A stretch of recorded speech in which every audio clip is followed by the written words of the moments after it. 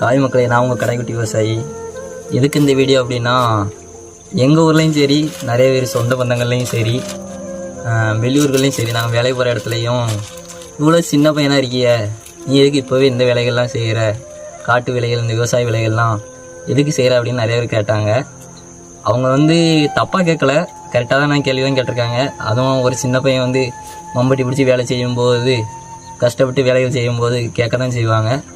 அதுக்கு நான் அவங்கள குறை சொல்லலை, அவங்க சொல்கிற ஃபுல்லாமே நன்மைக்கு தான். அதுக்கான விளக்கத்தை நான் சொல்கிறேன். நான் டிப்ளமா மெக்கானிக்கல் இன்ஜினியரிங் படிச்சிருக்கேன். எனக்கு வயசு 22ஆகுது. நான் 19 வயசில் காலேஜ் முடிச்சிட்டேன்.